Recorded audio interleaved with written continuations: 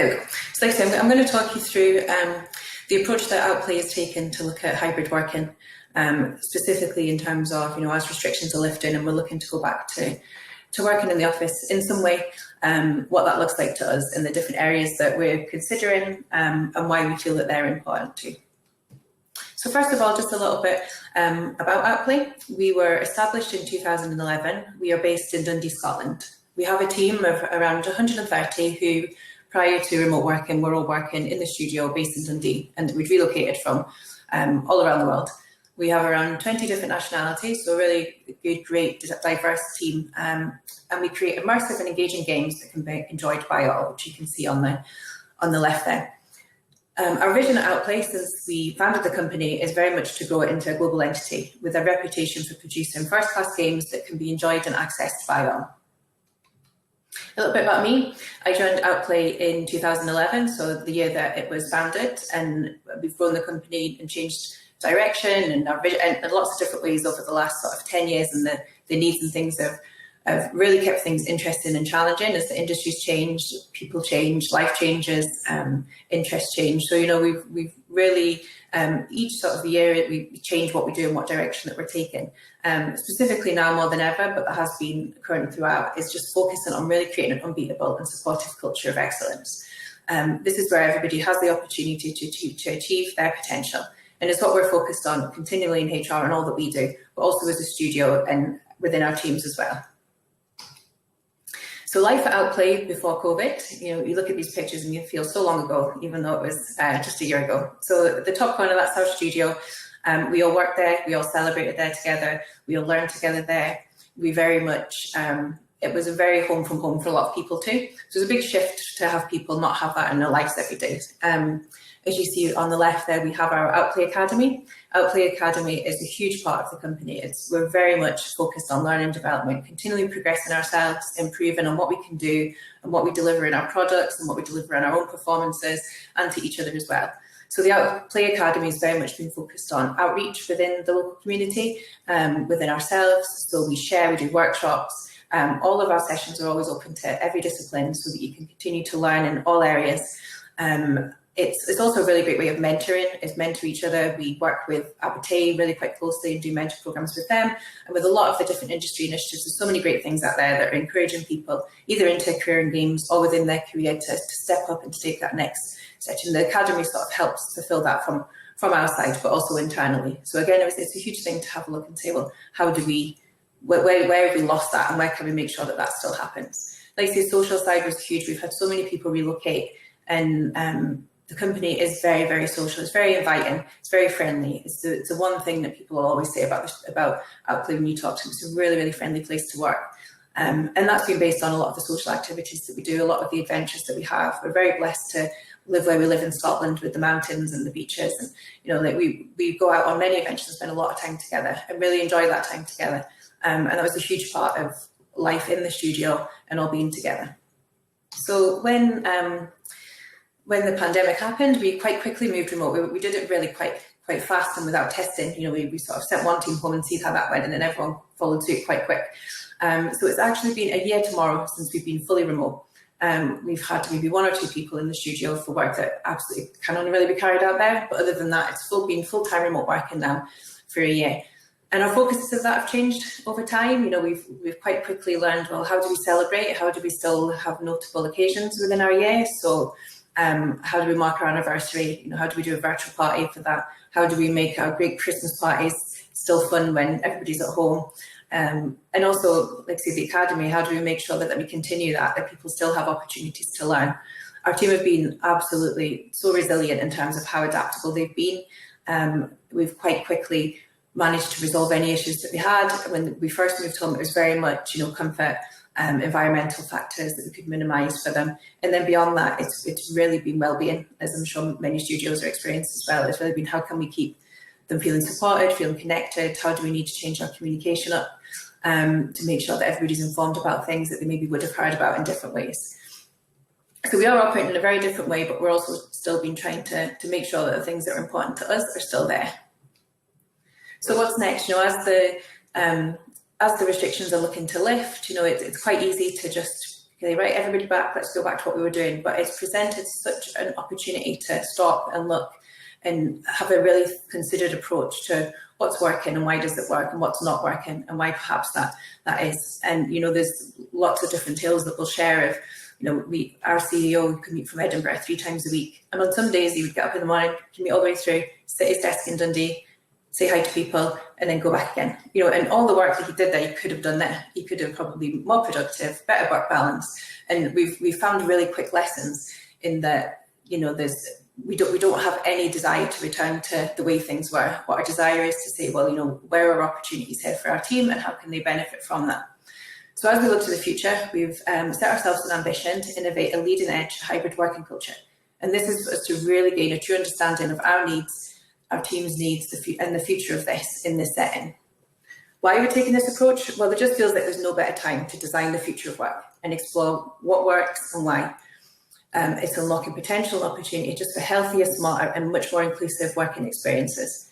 It's placing inclusion at the heart of our design and ensuring that we realise our goal, that no matter how you work or where you work, you have every opportunity to deliver, develop, and engage. And it's just so important to us that if somebody's working remote, they don't feel at any less advantage than somebody that's working in the office. They're not privy to more information. They're not missed out of occasions and celebrations. And likewise in the office, if they're working in the office every day, they're not disadvantaged in terms of maybe the work-life balance that brings and the flexibility of the office. So, you know, we really want to explore and get a real understanding of what we need to really benefit from the opportunity that this has presented us. So how have we done that? We have partnered with InGame with a collaborative R&D project. And then this is going to enable us to really gain a deep understanding of Outplay's attitudes, its needs, its aspirations to start this strategic redesign. The research that we're going to gain, along with the priorities of the company, you know, we really want that to form the input into the phase design process, just to enable us to ideate, prototype, validate our thinking, you know, what people feel now. Do they still feel like that in a year? I don't feel the same about my working setup as I did 3 months ago or 6 months ago or at the beginning. You know, things change all the time and our feelings change, and we really want to test and understand what does it look like on return, what does it look like in the future, and what does it look like when that's not working, we maybe need to change things up again. So some of the areas, this isn't all of the things that we need to consider, but these are some main areas that we feel are really, really important. There's obviously all the organisational and structure and logistics side of hybrid working, but for us, these are the things that are imperative that really do need to be in place. So well-being has never been at the forefront in all workplaces as it is at the moment. You know, we were very much a supportive company. We had things in place to help people, you know, when they struggled. We would always try and resolve any issues that people had, but it's never felt as present. And this is a great opportunity to really, really build on that. So we want to have a look at how can we ensure that our hybrid team's well-being needs are met. Again, how do they differ? How does someone that's fully remote needs differ from somebody that's fully in the office? And is there any form of working that we're doing? We want it to be relieving domestic pressure, not enhancing it. And how can that happen? And how can, again, we resolve that? And that's something that we want to look really quite closely at, being able to support. Next is inclusion. As I've touched on, inclusion is just such a big part of Outplay and what we do. It's in our products, in our games, it's for our players, it's for everybody that was in the studio, everyone external to the studio. We want to be, and I've always tried to be, a really accessible studio. And we want our model to support that. So we're having a look at, you know, what creates inclusion with hybrid working and where can that perhaps fall down? And then in turn, how can we overcome this? Is there things that, you know, can help us fully achieve equality and diversity? And where, again, may it let us down, it's created such an opportunity for us to extend our hiring. You know, we were, like many studios, we were very narrow, had a very narrow view that everybody had to work in the office, you know, like, well, it just doesn't work, you know, we need the team to be together. Quite quickly we went, oh, probably a bit wrong on that one. You know, like it can work and it does work. And so that's made us now be able to hire people and have access to talent that we maybe wouldn't have been able to access before. Again, that's going to help our diversity and help have these really blended mixed teams of people that can just add all that they bring to their team. Next is our academy. So again, what I touched on earlier, it's a huge, huge part of what we do. We're all very focused on it, and it creates such good opportunities in the team. But quite quickly we learned, you know, it benefits some and it's benefit others working remotely in terms of learning. People who have benefit from a better work-life balance, have a bit more time, you know, the time that they were using commuting have gone, well, you know, I've now redirected that to learning this and I've always wanted to learn it. And that's been amazing. lockdown restrictions alone, you know, it frees your time up where you may be busy with other things. So people have engaged with hobbies and learning in different areas. Again, that's great. But other people are burnt out by the end of the day at home, you know, and they struggle to switch off. So they don't then want to go learn, or they don't want to learn during the day, or it's just enough, you know. So some people have struggled to have that ignition in them. People learn in many different ways. You know, some people can't learn virtually. Some people like to learn face to face. Some people like to learn at different times. You know, and we really want to be able to capture all that. We need to have a look at, you know, where that might create gaps. One thing, you know, that is a concern is that, you know, we have graduates that come in and they've not experiencing the seeing, the observing, the things that happen in a studio that make you learn and understand things, you know, and we need to find ways of making sure that visibility is still there for them, that they can still engage with that and they can still learn from it and progress, and they're not at a disadvantage. And so we're looking at how we can overcome all of these obstacles, you know, and what limits and opportunities that might create for our teams. Next is our leadership. We've had, there's been such a quick change around for them, from going from having their teams in their space to having them remote, and now we're asking them to sort of manage teams where they might have 2 in the office and 3 at home, and 4, you know, in one day and not the next, you know. And so this is going to present them challenges, and we want to understand what they perceive those challenges to be, so we can overcome them before we're in them, I guess. So we need to understand where we need to upskill for that. You know, they've now taken on this wellbeing role that they've not really had before. You know, you can look and see that someone's upset when they sit beside you, but is it as easy to catch that on a team stand-up call virtually? Maybe not, you know. So we've been training them to sort of help and spot signs and support. But again, it's a newer thing for them to do. We want to make sure that they feel equipped and confident to do so, and supported themselves. And how do we make sure the whole team is heard? You know, some people are starting to talk more because they're more confident talking remotely than in a big room. Other people, it's kind of, you know, they can maybe not want to talk up, or, you know, it's easier for them not to talk in a big group when they're virtual. So it's, again, how do we make sure that they're still heard, you know, that their voices are heard, and that they still have their say. And then just communication in general is just such a massive thing. You know, where can it go wrong? And it can go wrong so easily. And I think it's been much more easier to manage virtually because everything is now driven through teams and systems, and you all hear about it in one place more so than before. But how does that look when you've got 2 people in the office, or you have a meeting, and wherever you're attending that meeting, you leave the room and it's that conversation outside, you know, that, oh, you know, should we continue talking about that, and making sure that doesn't happen, or when it happens, it's captured. And again, that everybody that needs to be informed is. So we're looking, you know, how can we shape where the work's carried out? What meetings do need to be on site? Is it just celebrations, collaboration time? And what does it really make sense for those people to do at home? We call it heads up, heads down work, and giving them the opportunity to work in the way that brings out the best in them and their best performance and their best work balance for them, and really capturing what that is. So the approach that InGame are looking to take with us is to apply this academic rigor, really just to gain an understanding of our team's needs, like say, and to challenge those needs. Not say, well, I feel like this, but not explore the why and what it means and the value that brings to them. We aim to understand rather than assume the challenge. We've got lots of data that we've gathered across the whole time that we've been remote, and that InGame will now sort of gather themselves as well, and really dig into that in terms of the team and the focus groups.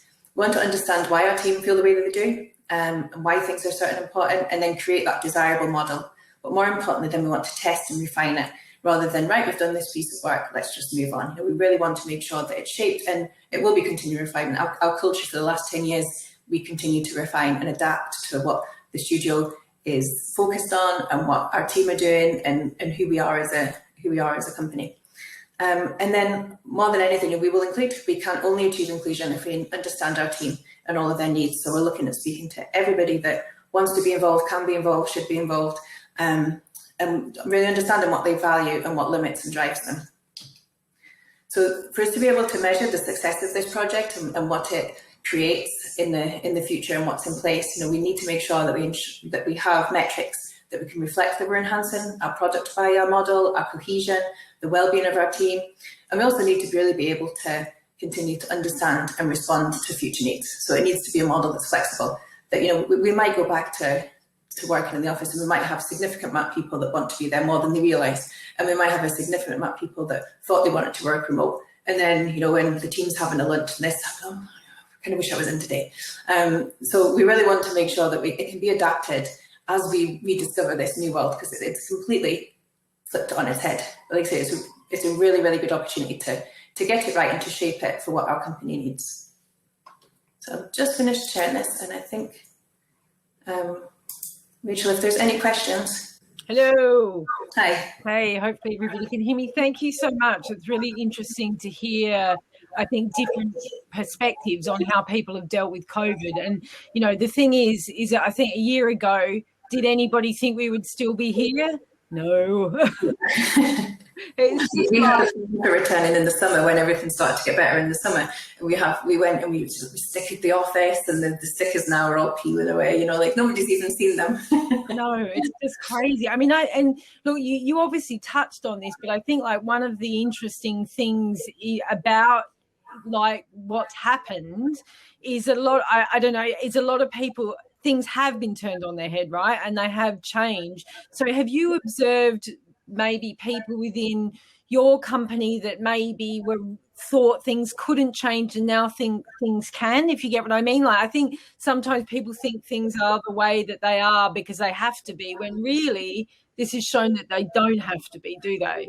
Yeah, I think people, it's such a big change in people's lives. They can be quite hesitant to understand that it will change, you know, like, and they'll keep saying, oh, but when are we all getting back to the office? And we keep saying, well, you're maybe not all going back to the office. If everybody wants to, yeah. But we're trying to say to them, you know, like, it is really time to take stock and go, well, what works for me?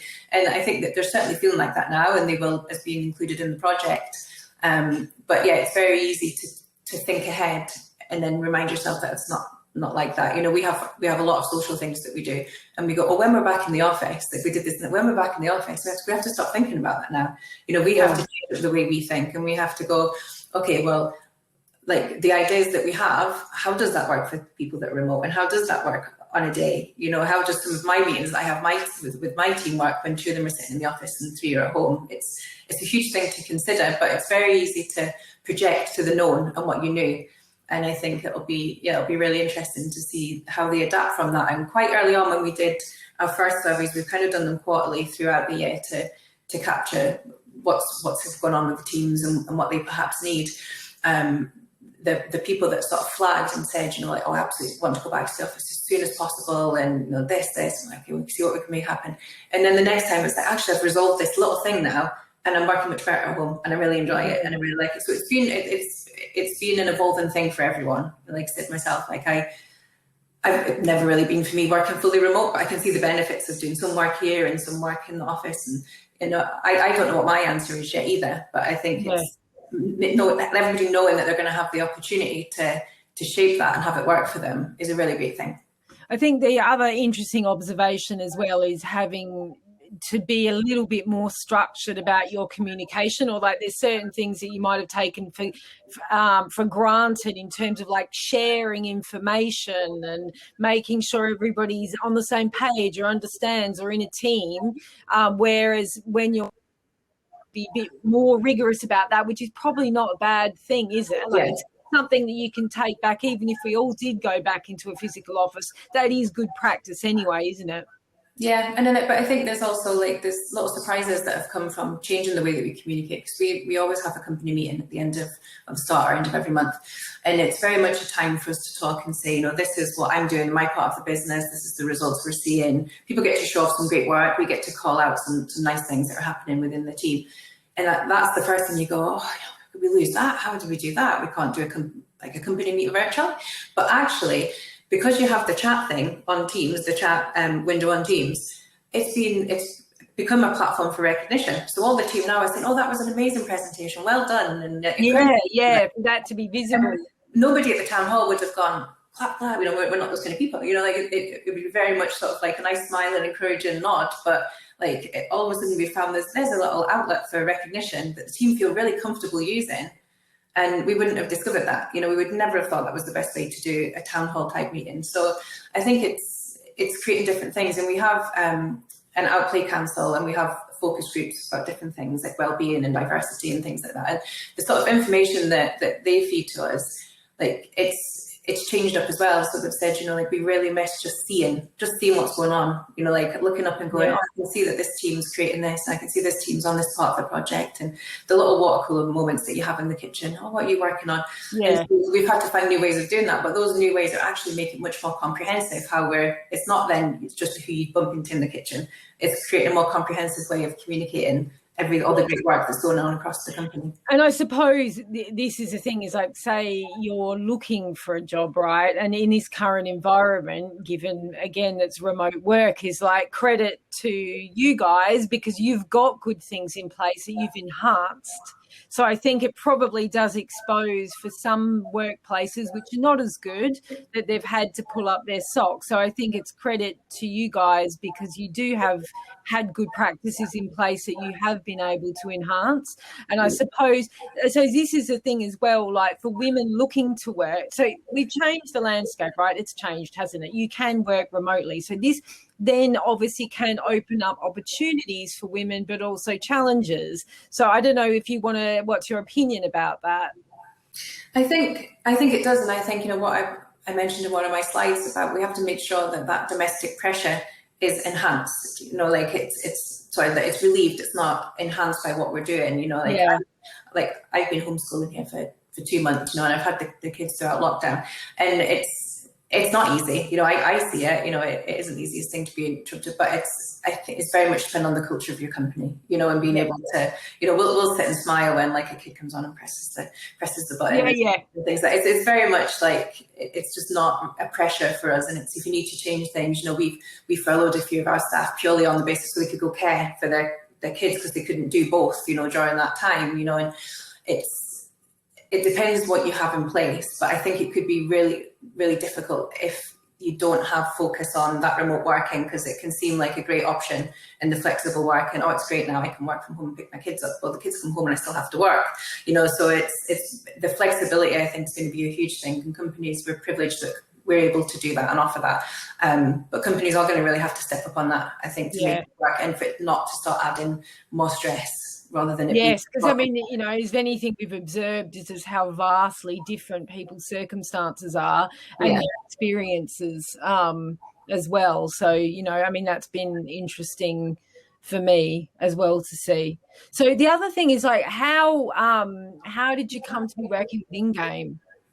We've had to look. Initially, we wanted to carry out, we knew we wanted to do a full research on it, and we looked at it doing more from a business perspective and having maybe a business analyst come in and really get an understanding of what the problem is, and like, you know, really understand what are the challenges, and also look into, well, what else. We're not going to be the first industry that's worked on remote studios, some of the big studios in the industry that have always been remote, and looking at how they do it and what they've learned from it, and, you know, really understanding that whole piece. But then when we spoke with InGame, it made much more sense because it had that academic rigor to it, you know, that way of the phase that they're putting together, the understanding and the challenges that they want to put in, and the process that an academic study can bring was just really interesting to us, and the different sprints and the elements of how they want to piece that together. And it's been really interesting that I think sometimes academia and business can approach things in different ways, and it's us being a business and that side as well, and having the academic side applied to it, I think it will just really give us a comprehensive view of what it is, and we can have our business priorities taken into account alongside the data and the voice of what the team feel that they need. Okay, I lost you there for a second. I had one of those internet moments I was talking earlier, but that's right. I wasn't sure if I was like, you froze, and I'm like, okay, am I here on my own? Oh, now there's a question around the seasons as well. I suppose that's the thing as well, is in summer when everybody then wants to congregate more. If you've thought about that in terms of socially, how your company will deal with that. We're really looking at just keeping it completely flexible for people. Like you say, it might be what you feel now works for you, or what you feel at the point works for you doesn't work after a couple of months. You know, it might be that, it feels better and healthier for you to go out to work in the summer, but to work at home in the winter. You know, we are going to leave it very much open to the individual, and this is about helping them understand their needs and having processes and be able to facilitate whatever those needs are. All right. Brilliant. All right. Well, thank you so much, Emma. You're welcome. It was fantastic to have you Thank you. and enjoy the event, everybody.